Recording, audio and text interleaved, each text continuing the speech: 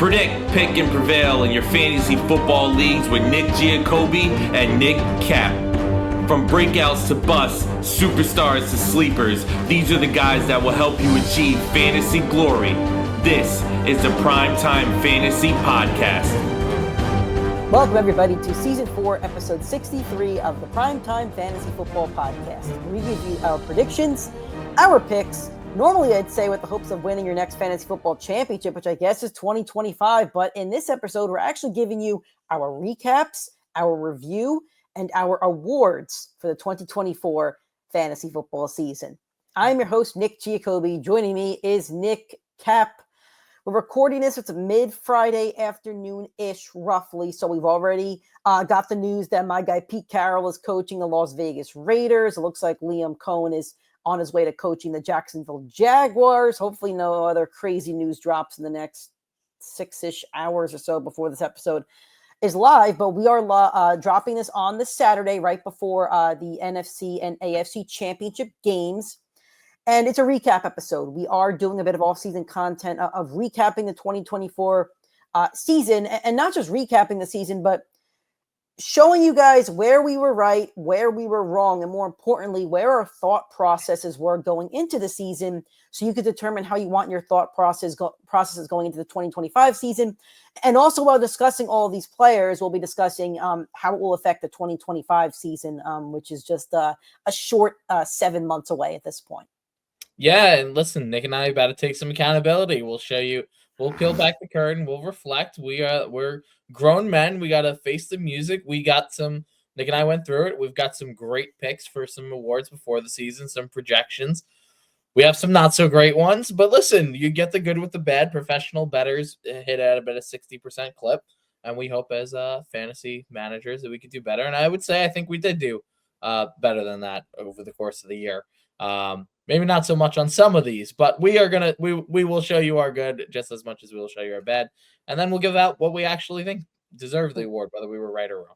There are definitely some swings and some misses that we will get into. And we will get into that in a couple minutes. But at the moment, just want to thank you guys again for rocking with us, whether it's during the season, whether it's during the off season. We'll have some content here and there for you in the off season. Then once 2025 rolls back around, we'll kind of ramp that back up again, as we always do. So if you're a first time listener, thank you so much. You can find the show on our YouTube channel and also audio streaming platforms. Make sure to subscribe wherever you are listening or watching the content. Drop a like on those videos. We're also on social media, Primetime FF Pod Twitter, Primetime Fantasy Football Podcast on Instagram. So this episode, as its title, is our 2024 Fantasy Football Awards. And what we're going to be doing in this is referencing a show that we did in the off season of last year, which I guess is technically the late off season. We rebrand our season starting at right around mock draft season, kind of June or July-ish. So this was season 4, episode 7, our 2024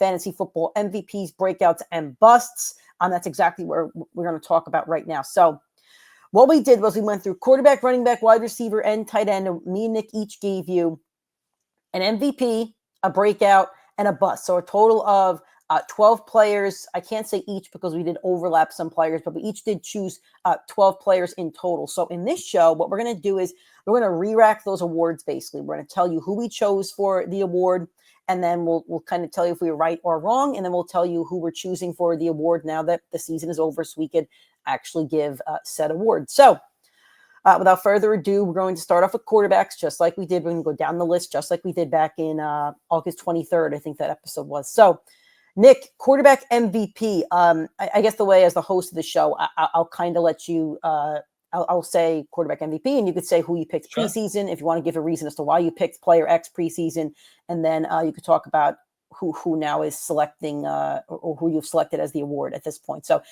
who was your quarterback MVP going into the season, and then who are you giving the award to? Sure. So I projected Jalen Hurts to be my quarterback MVP.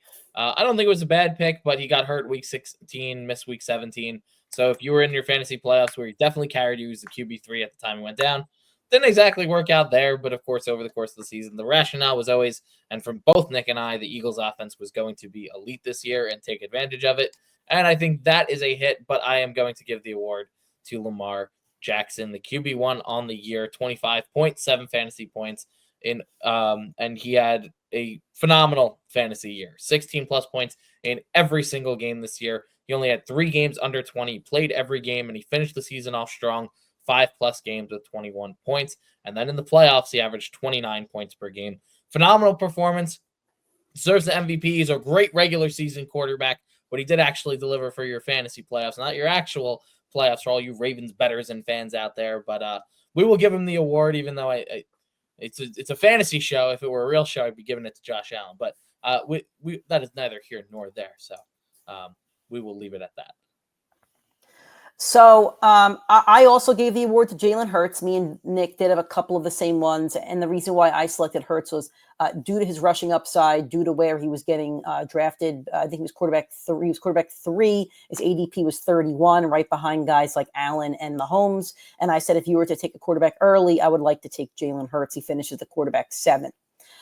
I did have Lamar going into this show. I'll be completely honest with you, Nick, but I'm gonna flip here, literally live on air. I don't even have notes. I'm gonna go off the cuff here. Go for it. I will back Nick's case that Lamar was a great choice. ADP was 38, so you're drafting him as quarterback 4.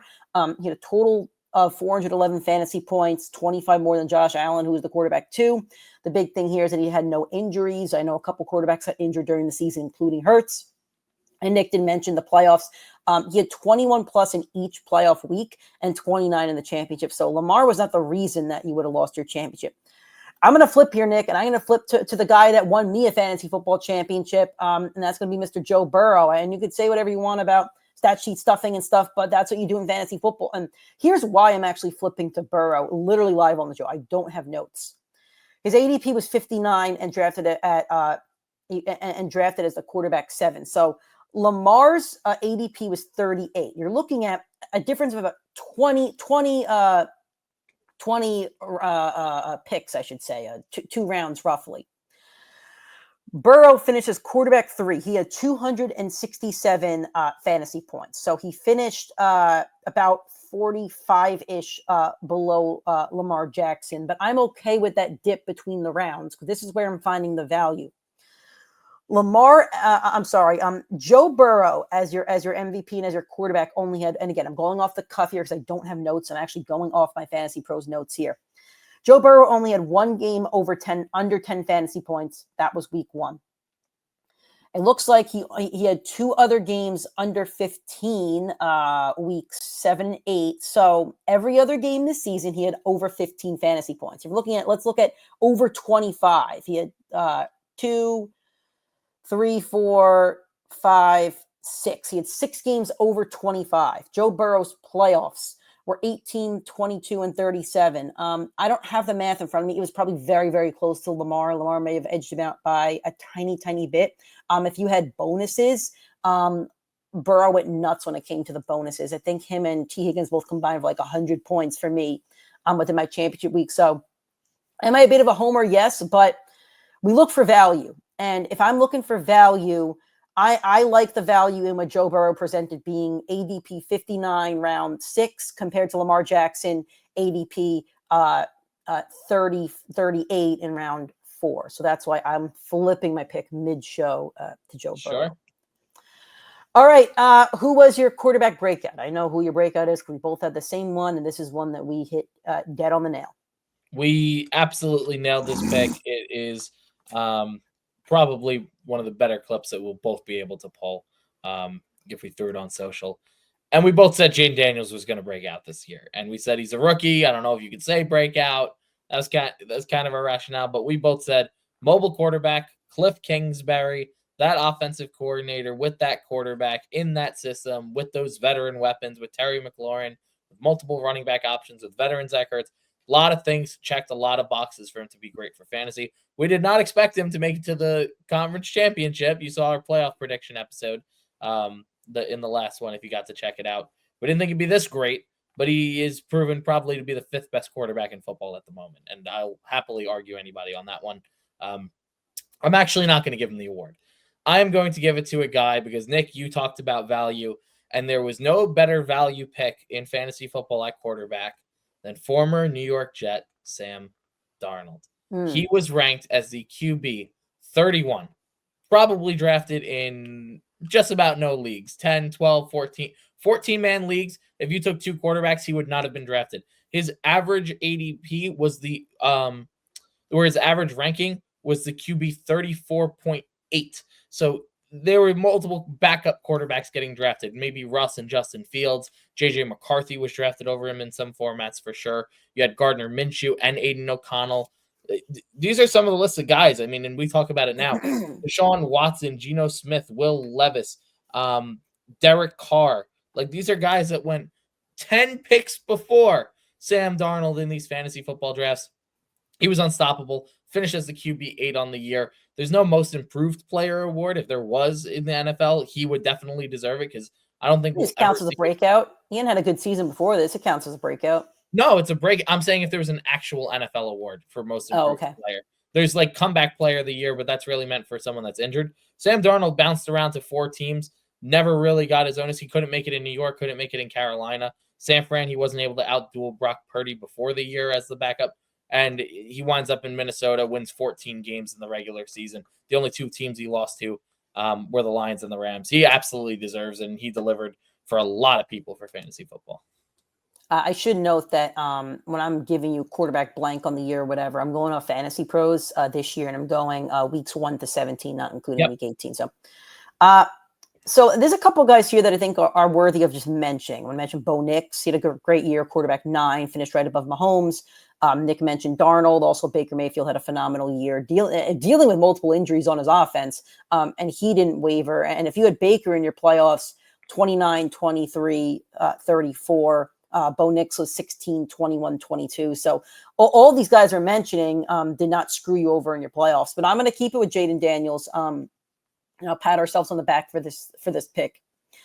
He was drafted at the ADP of about 99, quarterback 12, and he finished as the quarterback 4 on the year. Numbers 2 to 5 that finished on the year, quarterbacks are only separated by about 15 points. So Daniels could have been as high as quarterback 2. He's very, very close. He only had 4 games under 19 fantasy points. He had 7 games over 25 fantasy points. He had 23 plus in all 3 playoff games, including 30 plus in your last 2. So not only, if you drafted Jaden Daniels, I'm sure you had a great shot at making your championships due to the raw value of that. If you didn't, let's say you didn't take a quarterback early and Jaden Daniels wasn't your backup. If you took him as your starter in round 10, you probably coasted to your championship depending on the rest of your roster. But on top of that, you probably won your championship. If you're putting 30-plus point performances in back-to-back weeks, the only reason you lost your championship was you would have had to run into the Burrow and T. Higgins combination, or Saquon when he went nuts or whatever, or Taylor as well had a ridiculous week. So I want to give Jaden Daniels his flowers, and I think he'll end up being a top 3 quarterback in fantasy. Your quarterback bust. I think we're both going to take a victory lap on our busts here. So yeah, go take your victory lap, because again, we are going to be completely honest with where we messed up. And trust me, these next 2 categories, we had some laughs as we were texting about it. But let's take a victory lap with our quarterback. So we did great with quarterback. It's going to get a lot worse after this. CJ Stroud, he was ADP was the QB 5. He was the 51st pick of the draft, according to Fantasy Pros, 51st ranked player. He finished the season as the QB 18. It was horrible. He only had 1 game over 20 points all season. Majority of his games were under 14. And listen, he's a pocket quarterback. It's what I warned a lot of people about before the year. Pocket quarterbacks don't make it in fantasy. They don't. It doesn't rarely works out. Patrick Mahomes has become a pocket quarterback. He was more mobile and much more of a firepower guy with Tyreek Hill there.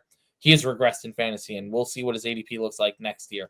But you watch all those pocket guys, outside of Joe Burrow, the rest of them really did not have great fantasy football seasons of your top players, your top projected players.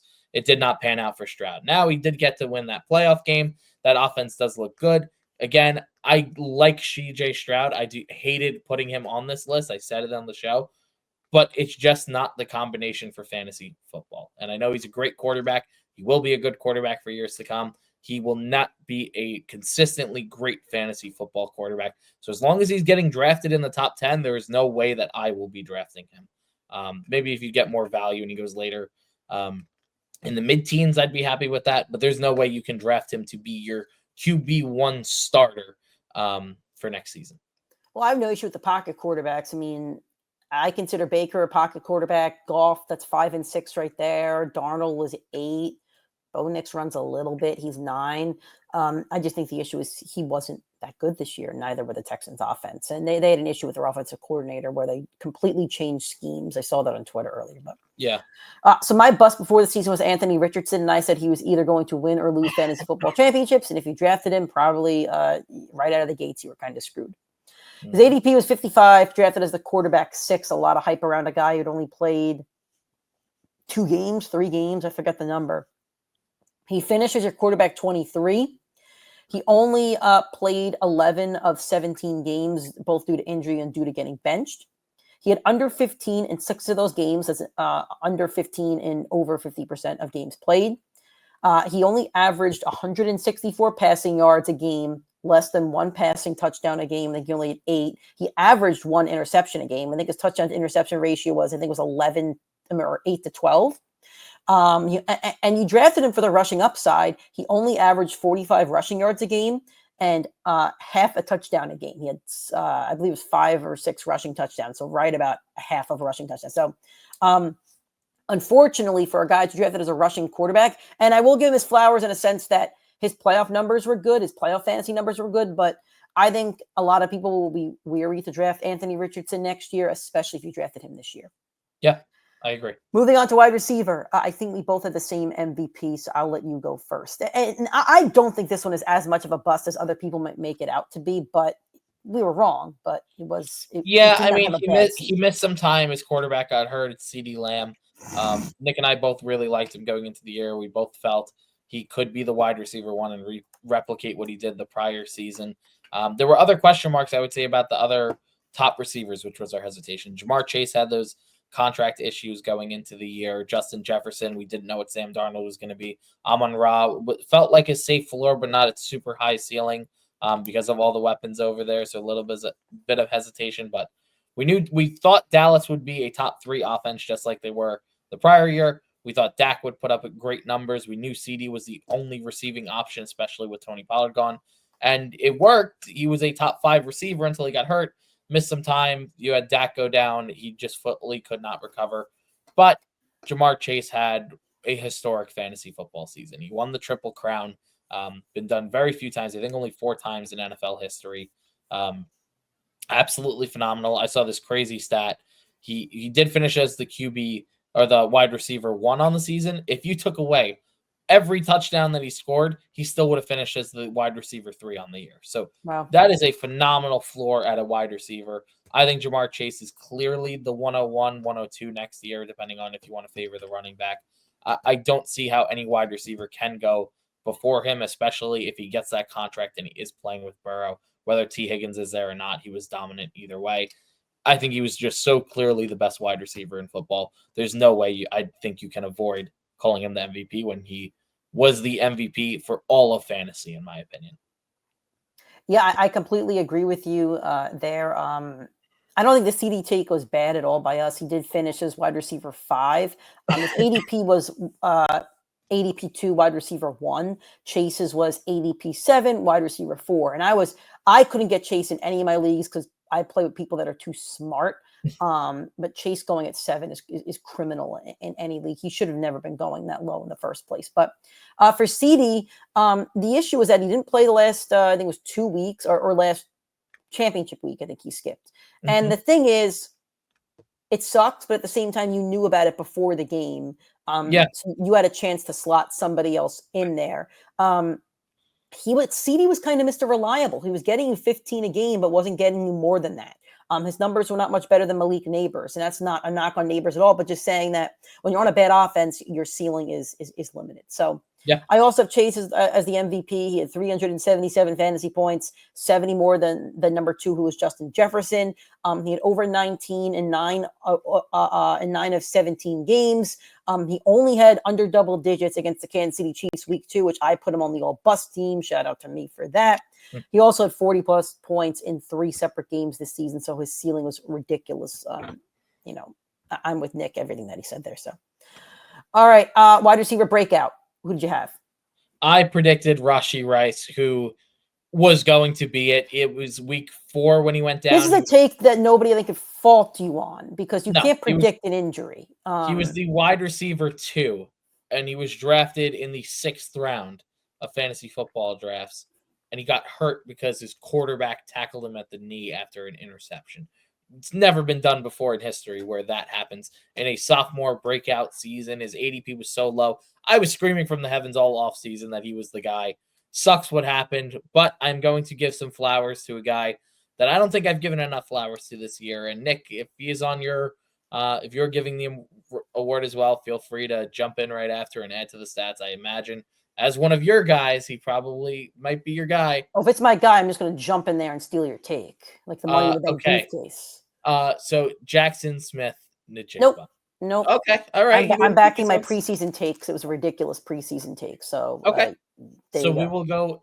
We're going with JSN. Phenomenal year. He was drafted as the wide receiver 42. Finished the season as the overall wide receiver 7. He finished the season super strong. 8 straight double-digit games. That's how you want to see your fantasy your fantasy wide receivers progress. Sophomore breakout season. We thought DK Metcalf would be the one. I didn't like JSN anywhere. I did think the Seahawks players had value. If you remember, 2 years ago, I kept pointing to stats where the Seattle Seahawks under Pete Carroll, they ran the least amount of plays per game of any offense in football. This year, Seattle ranked in the top 3 in plays per game. So you up the pace of play. Geno got to pass more, and JSN was the number 1 beneficiary.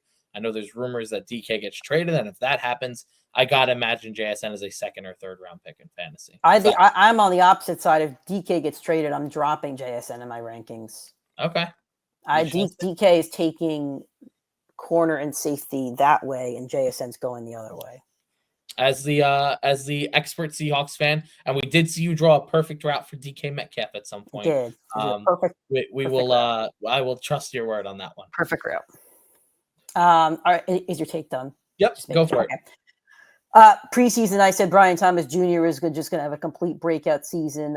I love the talent. I love the opportunity with Trevor Lawrence, and I was correct. I did get him in me in Nick's league, and unfortunately, didn't will me to the championship. And unfortunately, I had 3 shares of Brian Thomas, so I took Keon Coleman in my dynasty league over Brian Thomas. It really would have been sweet to be the champion, knowing that both Neighbors and Brian Thomas are on my team going forward. So I will always bash my skull in for that while not backing my own take. But his ADP was 118, drafted as the wide receiver 48. I know in our league, I took him a round or 2 early, and Jared, our former champion, texted me right immediately. He was real upset about that one because the smart people knew how good Brian Thomas was. Yeah. So again, wide receiver 48, ADP 111, finished as wide receiver 4. He had 6 games over 20 fantasy points. He only had 4 games under double digits. Just a great season. I know the Jaguars will be in flux going forward, but it looks like Liam Cohen's going to be their head coach, and we'll get the choice of GM. That's great. Mike Evans and Chris Godwin both had ridiculous years. I think Brian Thomas plays a bit more like Godwin, and Godwin was your wide receiver, I think 2 or 3 before he got hurt. He was just having a ridiculously good year. So I think there's only great things coming for Brian Thomas as long as he's a competent quarterback, whether it's Trevor or somebody else. Yep. All right, wide receiver bust. This is where we hold ourselves accountable. So you get to go first. So I did not like Justin Jefferson, the overall wide receiver 2 on the season, who actually became a value pick because he was drafted number 4 overall. If you want to call that value, that's going fine. As late as like 10th in some drafts. Yeah. He fell in a lot of places because of the Sam Darnold concerns. I gave Sam Darnold my breakout player to lead into this, and guess what? I was wrong. Jefferson's talent prevailed. Kevin O'Connell, great offensive mind and great offensive coach. Jefferson had a phenomenal season. Did not matter who was at quarterback. Proven to be a little bit DeAndre Hopkins-esque. With does not matter who the quarterback is. Kind of like what happened with CD this year. Once Dak went down, CD was fine, and he still had 15 plus fantasy points, a game. And just wasn't having ridiculous numbers, but Jefferson was still putting up ridiculous numbers just because of Sam's talent-ish. Yeah, that's totally fair. I am going with Amari Cooper. That's my bust. He was drafted as the wide receiver 25. And you might say, well, how big of a bust could that be? Well, he finished the year as the wide receiver 58. He was drafted being the wide receiver 25 in the 5th round. And my big problem and why I want to call him the bust of the year is not just that he sucked early on with Deshaun Watson. He was then traded to Buffalo. Everybody picked him up off the waiver wire because he stunk and was dropped, or he was a trade for candidate. People traded high, and then he was horrible. Sorry, I'm coughing up a storm over here. I guess Cooper's got my throat clogged over here. I guess there you go. Cooper said before the year, and he said during this playoffs, he does not care.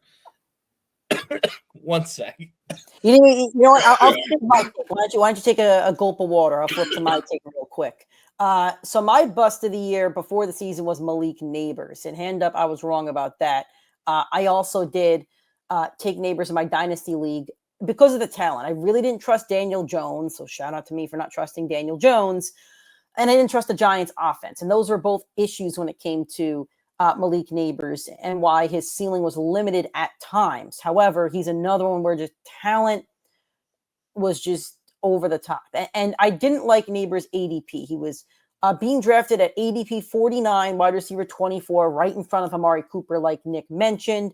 I do have the ADP up here, so I'll pull out a couple other receivers that got drafted maybe before or after Neighbors. So Cooper's right after him, George Pickens, T. Higgins, who I really love. And I think that's the issue here. I liked Pickens, who was right behind Neighbors. I really liked T. Higgins, who was right behind Neighbors. I liked Zay Flowers, who was right behind Neighbors. Rashee Rice, right behind Neighbors. Terry McLaurin. These are all guys that I loved preseason. And I have the video to back up why I love them preseason. I was right about a slew of those guys. Pickens had a decent season. If you had T. Higgins, you probably won your championship, especially if you had Burrow. Zay had a decent season. And Terry McLaurin could have easily been the breakout wide receiver. So Terry McLaurin could have easily been in business for that. And Terry deserves some flowers too. Terry finishes wide receiver 8. So I do want to shout him out right there. So I don't blame myself for my Neighbors take. I like the talent. I did not like the ADP. Now I was wrong because he did finish as our wide receiver 6. And he had a great playoffs as well. But my bust is going to be Tyreek Hill, who was drafted as your ADP 3 and finished I accidentally cut that off. Where did he finish? It was 20 wide receiver 18. That's a big drop off. That's a really big drop off going from 3 to 18. Tyreek Hill was drafted in your top 5. He had 6 games under double digits. Probably the first time in years that's happened. Without Tua Tagovailoa, he was almost unplayable. Maybe he'd get you double digits, but not more than that. He only had 3 games over 20. And that's what made Tyreek Hill special, is that every week he had the opportunity to go for 20, 30, 40.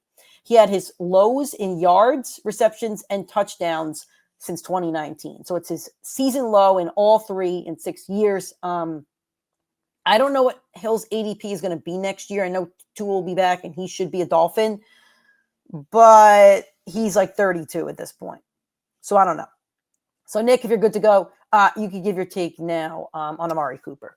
Yep. So I'm not dying anymore. So I'll take it very quickly and give you the TLDR on it. Pretty much, he's the ultimate pro. He does not care about his target share, and we like to see that for regular football. You love to see that as a Bills fan. You got a guy committed to winning, does not need that diva personality like your Stephon Diggs.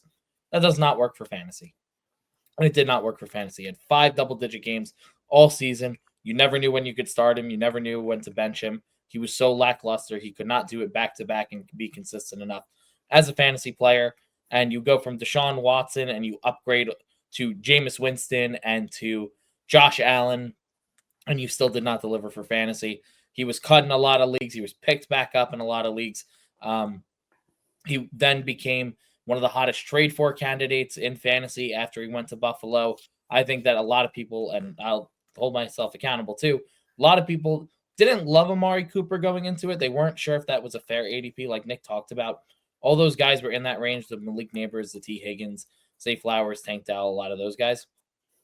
Amari Cooper was by far the worst of every single one of them. And whether I do agree with that. I do agree with that for sure. Whether it's for injury or for not from some of those guys, having a player you don't know if you can start or sit and not feel comfortable enough to bench. That's a guy you do not want on your fantasy team. Yep. All right. Moving on to running backs. You could go first with your MVP. So I went CMC, and I think just about everybody would. The ADP, the draft order before the year, was CMC. Then it was like all the wide receivers, 4 or 5 in a row. Then it got into your other running backs, your Bijan, your Gibbs, your Breece Hall. CMC played 3 games this year. It was an absolutely horrendous. I don't know if it's a horrendous pick because we would have never known. I don't know if this is one that I can knock anybody on because nobody knew until 2 days before the season when I would say 95% of teams are drafted. People knew maybe a little bit, tiny bit banged up, but everybody thought he was going to play at least week 1. So I don't think. I think there are definitely takes we can hold ourselves accountable for. I just don't think this is one that anybody can hold you accountable for at this point. Totally agree. And Nick and I kind of had the same philosophy that CMC had to be the 101. And I think a lot of fantasy leagues and people felt that way. I wouldn't have taken him. Yeah, well, yes, but I would have taken CD, so I'd still be kind of wrong. But I also said I didn't take CMC anywhere. I always said I would take the wide receiver because of how heavy the top of the draft was and drop off. But very quickly, I'm giving the award to Saquon, who should actually considerably win the MVP. He got MVP votes in actual football for how great of a year he is. He's the only running back to average 20 points per game. Phenomenal year by him. Don't need to get too much into it, but I am going to give a quick shout out to Jahmyr Gibbs.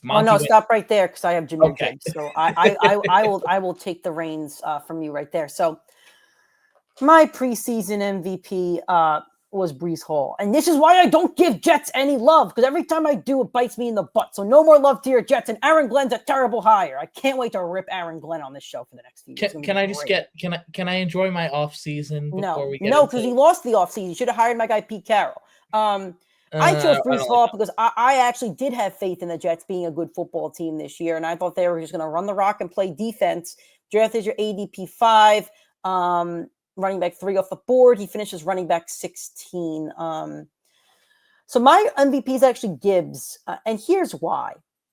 He had 316 points, finished 39 less than Barkley. So Barkley did have more points, but Gibbs' lowest game was 10.4. He had double digits in every single game this season. That was week 13. He had 11 games over 17 fantasy points. And here's the thing that separates him from Barkley as the MVP to me.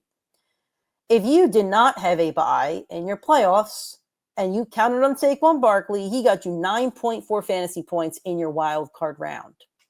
But if you had Jahmyr Gibbs, you had 25 plus fantasy points in each of your playoff games. That's the thing. Gibbs outscored him in the playoffs, depending on if you had bonuses or not. Saquon had 27 weeks 16 and 18.9 week 17. But if you didn't have that bye, Saquon's season almost didn't matter for you because you probably lost. But Gibbs kept you going. So 2 great guys. I don't fault anybody for picking either one. They're both going to be in your top 5 next year for sure. Just another quick point on that, something that I don't think you gave enough credit to Gibbs in that postseason. He had a floor of 25. He did not have a single one of those 3 games under 25 points. That's what wins you fantasy championships.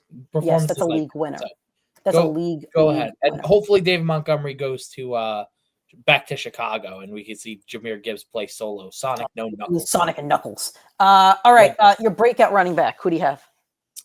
I am going to go and pick the guy that I predicted before the year, and Josh Jacobs, who had a phenomenal year. I loved him everywhere. I loved his ADP. He was all the way down. He was being drafted as the running back 12 off of the board. He was going back-to-back with Achane, Rashad White, James Cook, Isaiah Pacheco, Alvin Kamara. Like, those are guys in a similar range as him.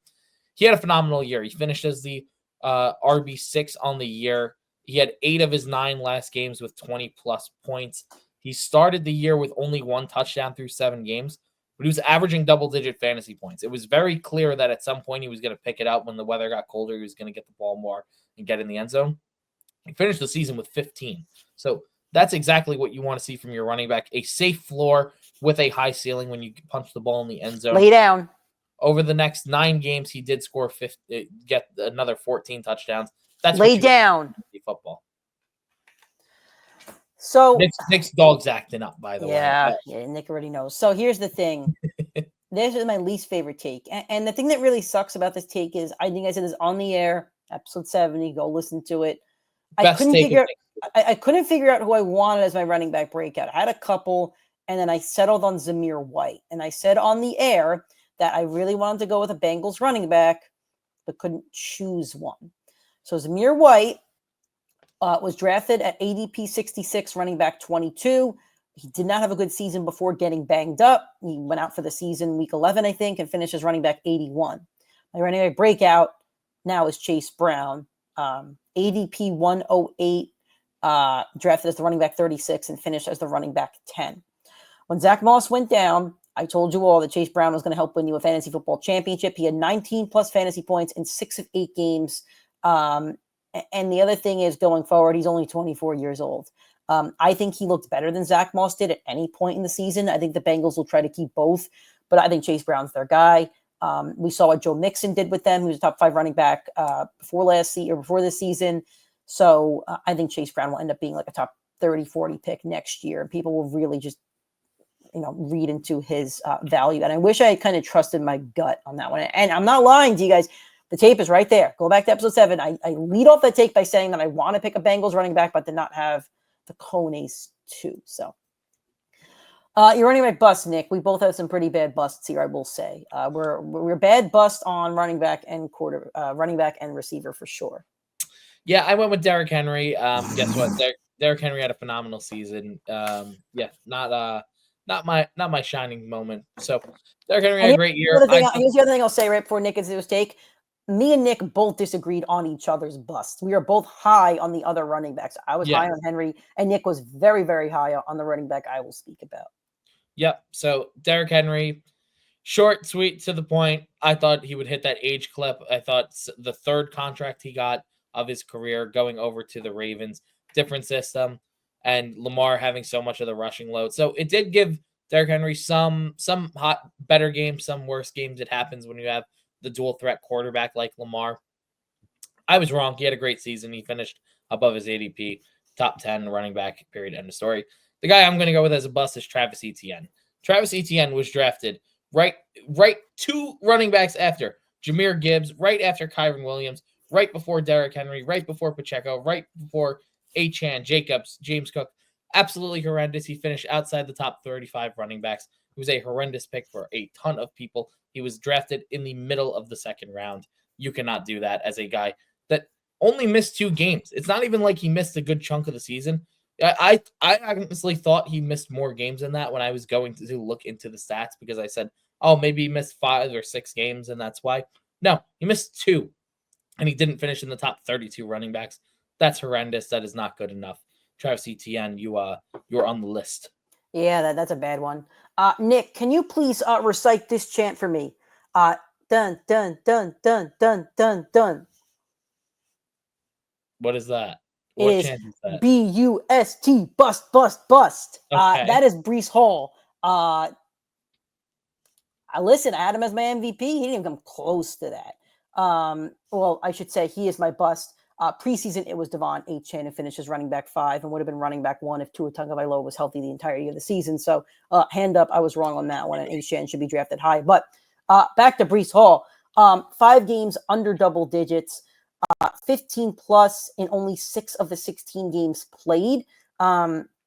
Finishes your running back 16 with being drafted as the running back 3, some as high as running back 1.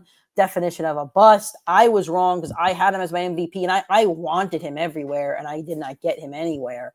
And I'm glad that I didn't, because I would not have had a successful fantasy football season if I had trusted Breece Hall. And that is why I don't trust New York Jets.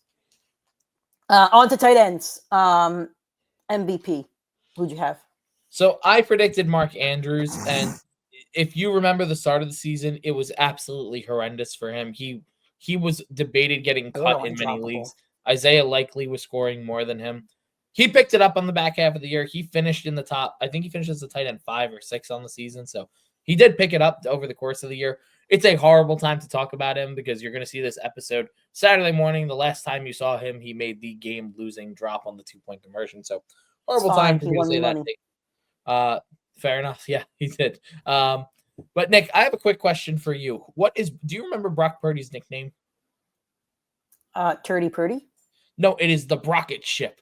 But no. Nope, nope, That is nope. Brock He stole it. Osweiler. I Stole it remember from us Osweiler. playing Madden, and He when we got the Texans, because nope, when we nope, didn't play nope. Madden, you had to play as the backup quarterback, and the Brockett chip was a very, very appetizing backup option. The You nickname wrong. has I am been. not. No. I am not entertaining this nonsense. You will where entertain Brock this. starter in the next You will 5 years. entertain this.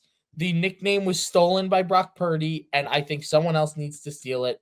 And who better than the rookie tight end one on the year, my MVP, Brock, the Brockett chip, Bowers. He had a monster year. Everybody thought he could be good, but there was Devontae there.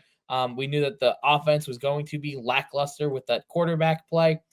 I mean, who is a rookie tight end puts up the tight end one season between Aiden O'Connell, Gardner Minshew, and Desmond Ridder splitting quarterback snaps for this team?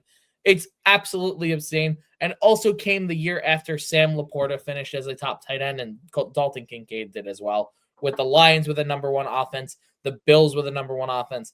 Brock Bowers does it with probably one of the bottom 5 offenses in football. He deserves so many flowers, and he's going to get drafted right where Sam Laporta was this past year. And I 100% promise you he will be on my bus list next year, and I cannot wait to give him that award before the year. Yeah, tight ends are really wonky. I mean, the finishing top 5 are Bowers, Kittle, McBride, Jonnu, and Kelsey. So if you drafted your tight end high, you were bound to get a bust, and that was me. I chose Laporta as my MVP, who finishes the tight end 8. His ADP was 33 with tight end 2, and he finished as your tight end 8. So, but Bowers is my MVP. Just like Nick, tight end 1 with 247 points. He had 9 games over 14 fantasy points. And most importantly, pat myself on the back. He broke Mike Ditka's rookie receiving record. I said that on the pod that Brock Bowers would It was break. one of Nick's hottest takes. So we do a show before the season. We'll do it again. It's one of our favorites. We give you 10 hot takes before the season, with each take getting hotter. So your 9 and 10 takes are just ridiculous, shouldn't happen takes. My number 9 hottest take was that Brock Bowers is going to break one of Mike Ditka's rookie receiving records for reception yards or tight end, or reception yards or touchdowns. And Bowers broke one of those, a record that stood for 50 years. Good prediction on my part. I should have put like $5 on it on FanDuel, but. And the other thing about Bowers is, I think me and Nick both like Bowers later on in the drafts. I just took all my tight ends early because I panicked. I didn't like him anywhere. I think I did. hated him, but I just didn't get him anywhere. So, tight end breakout. I said Kyle Pitts. I was We dead both wrong said Kyle on that. Pitts. Yeah, he absolutely sucked, and I'm not even going to defend it. I think he finished outside the top 10. He was horrendous. I'm going to go with Jonnu Smith, who had a phenomenal year. He finished as the tight end 4, absolute shock. He became unbenchable just like the rest of the Dolphins when Tua was out there. He had double-digit games in all but one game while Tua was a quarterback, so I'm very curious to see how next year goes, especially if they do move on from Tyreek Hill. We'll learn more about that, and when we learn about it, you will too from our offseason content. But if it is no Tyreek there and it is Jalen Waddle, Jonnu Smith, and Devon Achane, I can tell you right now, I really like that trio for 2 and for fantasy. Yeah, so I also chose Pitts. His ADP was 63 as the tight end 7, and he finished tight end 14. I think as a whole, the Falcons disappointed, and I'm not falling into the Pitts trap again next year. This is the last year I refuse. Yep. I'm done. As for Jonnu Smith, I also have him as my breakout. He's just the obvious one. ADP was 217. Probably wasn't drafted in most leagues. Tight end 24. He finished the season as the tight end 4. He had 10 plus fantasy points in each of his last 7 games, including 4 of those over 19. Another guy that probably helped you win a fantasy football championship. So congrats, Jonnu. Tight end bust. I think we're both going to have the 2 big busts on the season, so I'll let you go first. So I said Sam Laporta. I did not like him at his ADP. I hate drafting the tight end that early. The only guy that's justified it over the last decade, or the 2 guys that have justified it over the last decade, is Gronk and Kelsey. And I said outside of that, I don't think Sam Laporta is going to be that. I don't think that's going to happen. They both did it with the best quarterbacks that in my opinion, the best quarterback ever and the second best quarterback ever in Brady and Mahomes.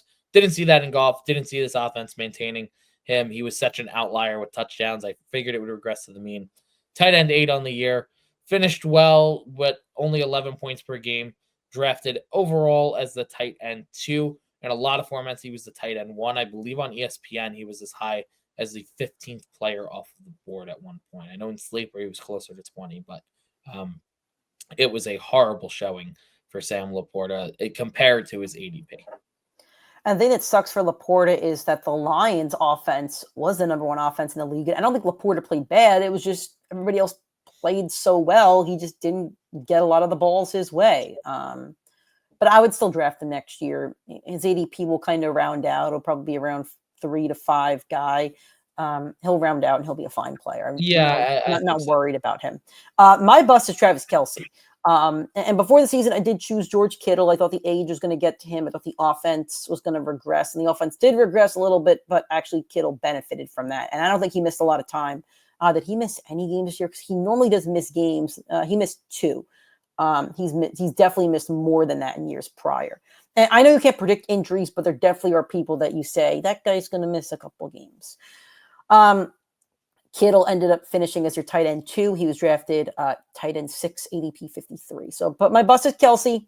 He was drafted as a tight end 1, an ADP of about 22. So he's still drafted pretty high. Finishes the tight end 5.